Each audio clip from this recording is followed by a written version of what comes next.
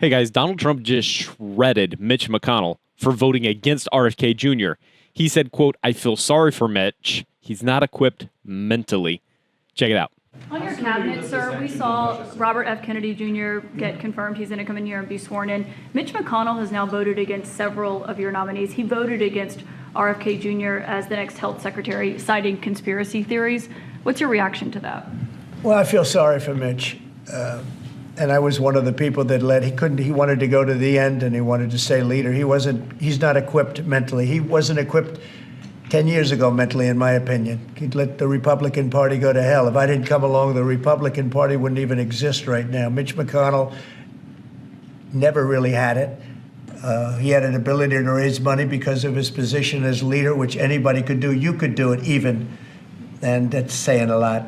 But the fact is that he raised money and he gave a lot of money to senators, and so he had a little loyalty based on the fact that as leader you could raise a lot of money.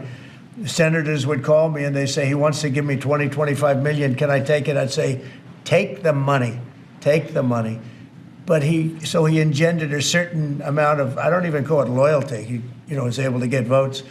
But I was the one that got him to drop out of the leadership position, so he can't love me. But he's not voting against Bobby. He's voting against me, but that's all right. He endorsed me. Do you know that Mitch endorsed me, right? Well, he did. You think that was easy? What? He had polio, obviously, and I don't know. I don't know anything about he had polio. He had polio. Are you doubting that he had polio? I have no idea if he had polio. All I can tell you about him is that he shouldn't have been leader. He knows that. He voted against Bobby. He votes against almost everything now. He's a very bitter guy, and we have a very strong party, and he's almost not even really a very powerful member. I'd say he's not he's lost his power, and it's affected his vote. And it's one of those things. But in the meantime, Bobby did great, got more votes than anybody thought, and I think he's going to do phenomenally, just phenomenally in that position. And everybody else likewise did well. Not only well, they got more votes than anybody thought. Tulsi, look at how she did. She did great. Marco got 99 votes. How about that? And Marco got 99 votes. And Marco, by the way, I have to tell you, Marco Rubio's done a fantastic job. He's been a great Secretary of State. They're all doing great. But we're going to have a swearing in today, and maybe we're going to have a second one because I hear we have a couple of them coming up. And the man behind me is doing a fantastic job, Secretary of Commerce.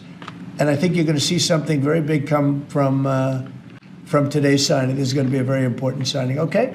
All right, guys. Well, let's jump into this and kind of break down exactly what Donald Trump said there. But first of all, thanks everyone for leaving a like on this video. Likes really do help out with the channel, helps out with the YouTube algorithm, so I appreciate the support. Okay, Trump blasts McConnell as not equipped mentally, saying he wasn't fit to lead even a decade ago. He claims that McConnell would have let the Republican Party completely just hit the floor if it weren't for Trump's influence. He suggests that McConnell's power in the GOP has diminished, calling him a bitter guy who has lost his party. Mitch McConnell opposed Robert F. Kennedy Jr., citing conspiracy theories as his reasoning. Trump dismisses this, saying McConnell isn't voting against RFK Jr., he's actually just voting against Trump. Despite opposition, RFK Jr. did secure the confirmation with more votes than expected. Trump takes credit for forcing McConnell to step down as the GOP Senate leader, and he mentions other key Republican figures who are making waves, like Marco Rubio and Tulsi Gabbard, who are thriving in their positions. He calls today's swearing in very important and hints at big political moves ahead, guys. So let's put it together, and I want to know what y'all think. Is Mitch McConnell's influence in the Republican Party truly fading?